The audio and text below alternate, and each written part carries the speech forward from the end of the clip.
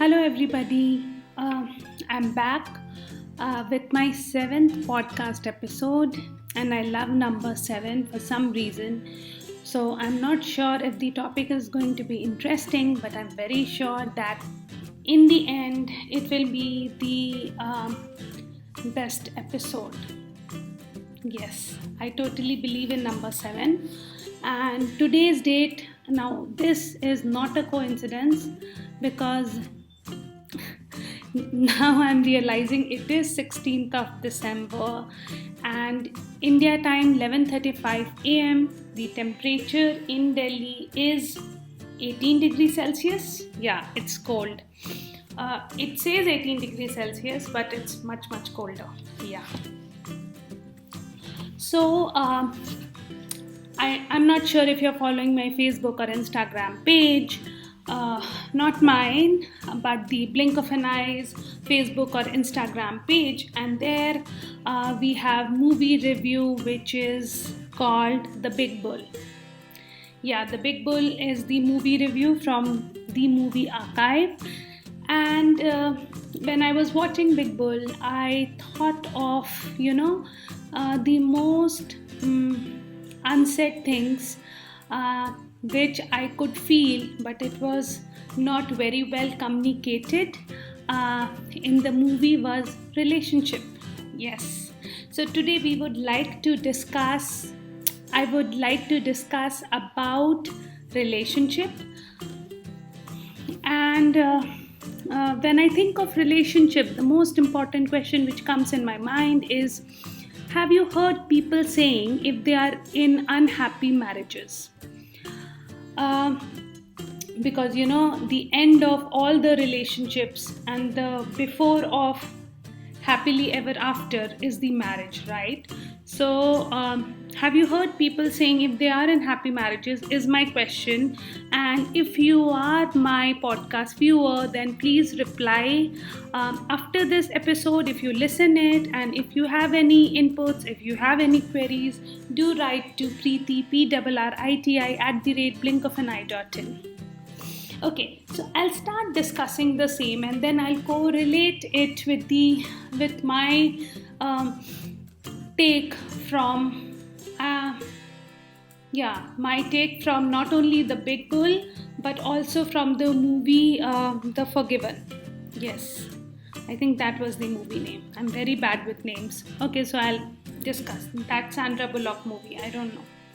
Okay, so when I think of relationships and when I think of unhappy marriages, the most important reasons, as per me, are I'll talk in points because points are easy to remember. So I think first and most important point for me is loss of loved one. There are instances when people lose someone very important, very special in their lives, and that affects your relationship. Second is difficulties with child rearing, because we are in a cyclic motion. This life is like a cycle. After marriage you have to have kid, or you start thinking about kid. At least one partner starts thinking about kid. So difficulties with child rearing. Third, I think, is unexpected health problems, when one of the partner is not keeping well, okay, or diagnosed with a disease. And fourth is financial setbacks, the money problem, because of inconsistency in job, because of business not doing well, because of decision making related to money, because of wrong investment. There are n number of reasons for that. But in other cases, I believe the early warnings of friction is right there. Yeah, it's right there, but we can't see it. Yes, that's what humans are supposed to do. Everything is right there, but we are almost blind all the time. Yeah, because we are busy looking for love, you see. We have to do something. So, either personality conflict or day-to-day incompatibility. When we are passionately involved, it becomes more difficult to see what daily unromantic grind can do to us.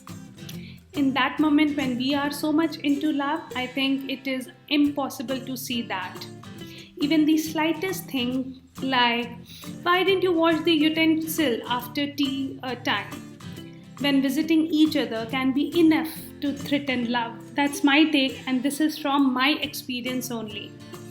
If we plan and work towards it, then we can help it from unwrecking our relationship. Even the deepest love, I think, can't prevent certain conflicts over decades of living together. Every problem we face brings out best behavior in us. What happens is, when I say it brings out the best behavior in us, I mean is when you're trying to build that relationship, when you're trying to prove yourself, yes, I am into relationship, when you're trying to prove the world that, see, I am the loving guy or I am the loving girl, and see, I am committed and I am okay, I'm normal. Because we all have baggages from previous relationships, okay, or since our childhood. I strongly believe everybody, the most important baggage we carry into our lives is from the early childhood.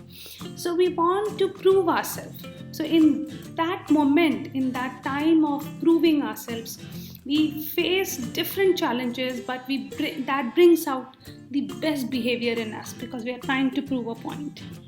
And we are trying to achieving something. So marriage is like a gold medal we are trying to achieve, Often the rosy period of early romance has everyone restraining themselves to be on their best behavior.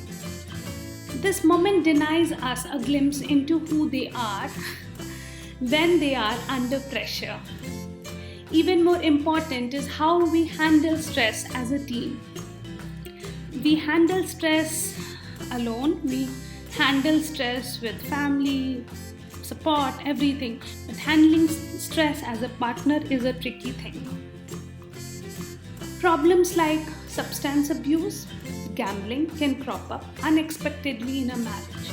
And when I'm talking about gambling, it doesn't mean gambling in a very bitter sense, but gambling is like, it can be a stock exchange gambler, like the big bull, but he was very, very aggressive. But I'm talking about these smaller ones also.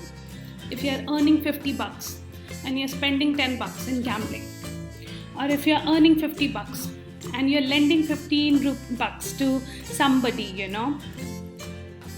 I would definitely say this is kind of OCD, obsessive compulsive disorder, that I have to do this, If you are into that notion of doing something illogically but defending yourself, but defending your actions, I would say it will definitely harm your marriage.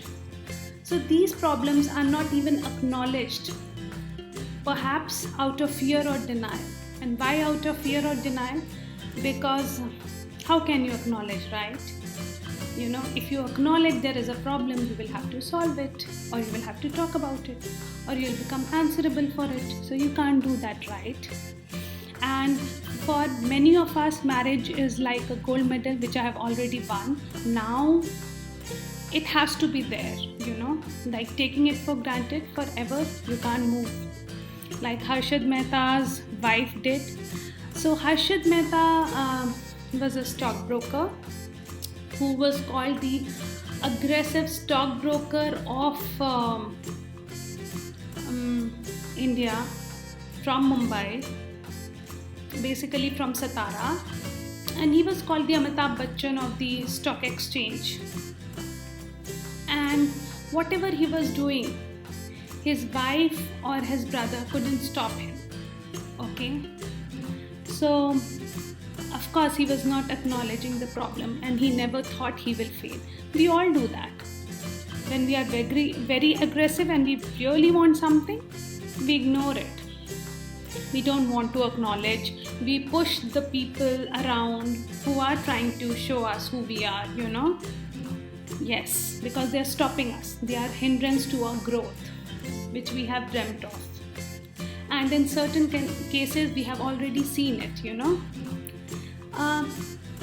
Then comes discussing our preferences of having kids, raising them, and life will certainly twist the course, but fundamentally we should be there and we should dig deeper. So when it comes to having kids and raising them, there can be fundamentally n number of problems. Like, do you need a son or a daughter? But that's too basic. Then if you have twins, how will you manage the cost? Or if you have some problem, or if there is a miscarriage or anything, how would you handle the entire emotional and the financial journey? Okay, so we need to dig deeper. Then which school your kid has to go, how will you manage the expenses, blah blah blah, n number of things. Okay, so we need to dig deeper than choosing a life partner, or to dig deeper to understand why I am unhappy in my married life, because I'm sure we haven't done this. Okay, then I believe how much do we talk about our relationship with others is a very important point. What are the rules if someone is in a controlling relationship? There is no right answer to this, I believe. But the more you are on the same page, the better off, and the less blinded you will be. So, what I mean here is discussing sexual relationship with a friend, or taking marital advice from mom-in-law, from mom. The guys. So, of course, if she is my mom, then she is my husband's mother-in-law, right? So, those kind of things are very, very tricky. Then I think one indisputable truth is, have you gotten into the habit of certain type of arguing? Does one of you stonewall the other? Is one of you always the first one to apologize? Does one of them holds the feeling under resentment until it builds? 1 fight, 2 fight, 3 fight, 4 fight, I am not going to talk. Okay, I'll build the resentment. Okay. Then I think I'm thinking because I don't want to. Okay. Then how are we to each other's families? How will we treat each other's family? We won't develop a rapturous admiration for our spouse's family overnight, or even in the first fortnight, but we should definitely not fool ourselves by trying to win everyone's heart. What usually we girls do is we think we are the princess, which is very good. We want to believe that my story or the prince. I'm very sure that boys also dream a lot about being a prince. So be it a prince or a princess, they dream of having a perfect world. They dream that my story will be a very special story. So there's no problem with these stories. There's nothing wrong with these stories. But what I want to say is, this dream makes us very light, and we are not at all doing our homework which we should have done. Okay, so when we are busy in dreaming, then we are definitely in the blind side. Often the planning of wedding itself is the first arena where family squabbles develop. Take it as the first practice lesson. So this is my advice to everybody, that while you are planning your wedding, it is your first practice lesson. Don't dream that someday someone will change for you is another very, very important lesson. Don't dream about it. Or deep within, don't at all that we are awesome, lucky, blessed, for everything to exactly fall in place. When this happens, everyone will walk out giving you a sympathetic look, saying life happens. So when you are partying, when you are happy, when you are doing everything, you will have n number of people around. But when you are sad, when you are lonely, or when you need advice,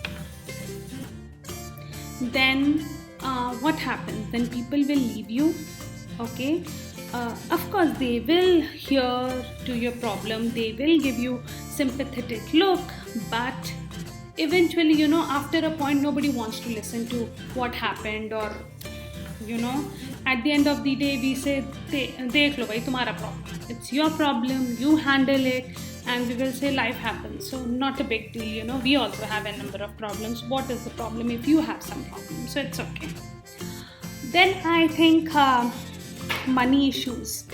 Money issues are the top listers among straining the marriage.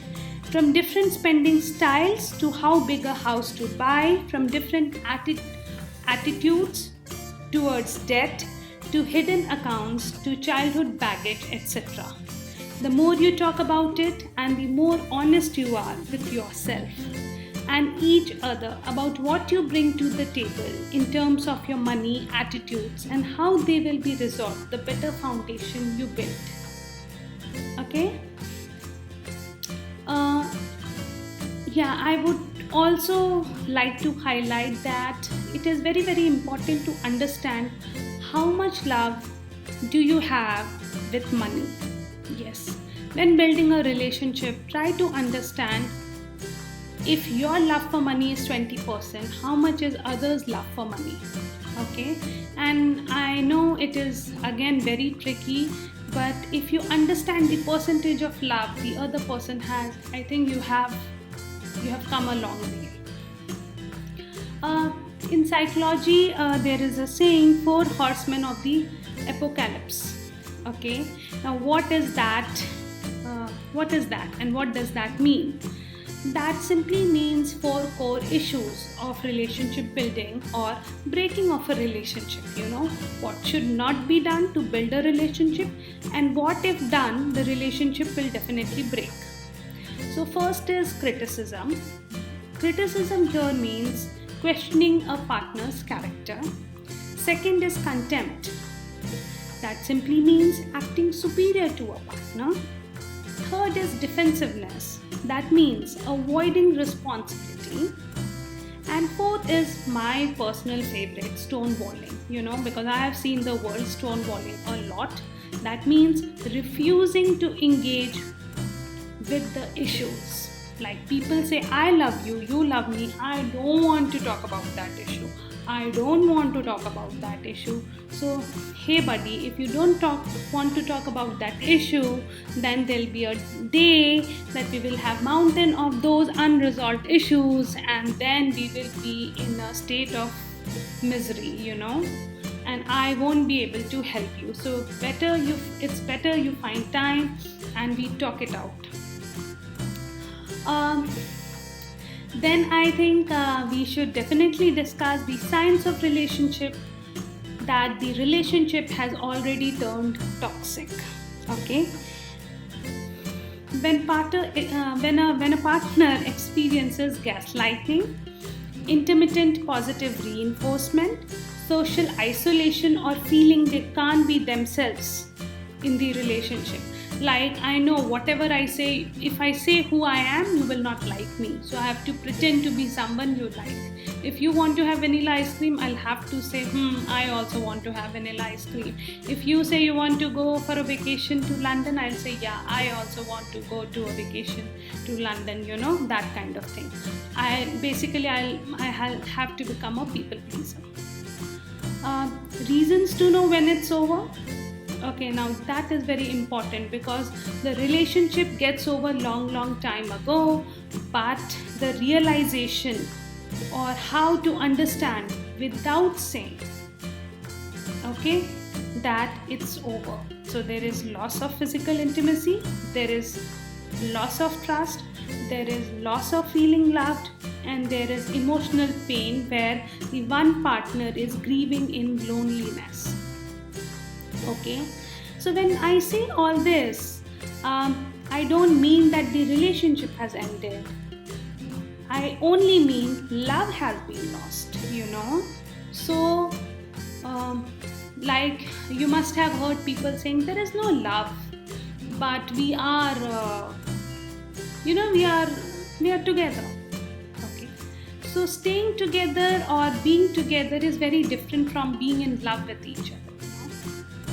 That's totally different. So here we are only talking about happy relationships. We are only talking about love life. Okay. Now I think I have covered most of the points, and the sky is the limit. We will continue discussing this, but I would definitely like to discuss the movie The Big Bull. Uh, what kind of wife was Harshad Mehta's wife?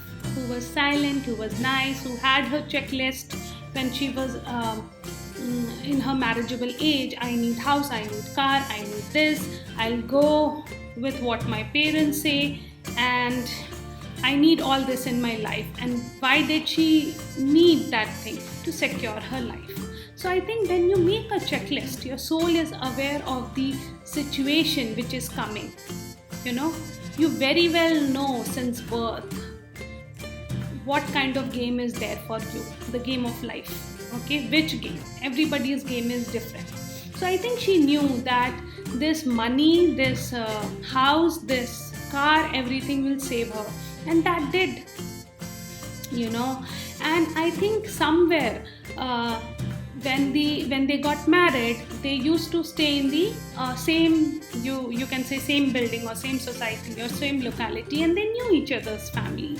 So if you dig deeper into their childhood, Harshad Mehta was like that since childhood. So that is where child counselling and the parent counselling comes into play, which didn't happen certainly. And then when he grew up, and he was negatively triggered that if you want to marry this girl, you should have a bungalow, a car, this. And then he was like, I will never be able to get this girl, so I need to go and become a broker. And from there the game started. And when Harshad Mehta was running behind money, nobody was giving him any piece of advice except I saw his mom giving it few times. Brother was desperately trying to give him advice, but wife was not giving him advice. Wife was okay, I think, or maybe she gave, I don't know. Maybe she gave, but she was okay. And when he passed away, what happened? For 27 years, he died in the custody, in jail. And when he passed away, that lady, that brother, they had to fight legal battles for next 27 years, and still they have lots and lots of money. And imagine about his son.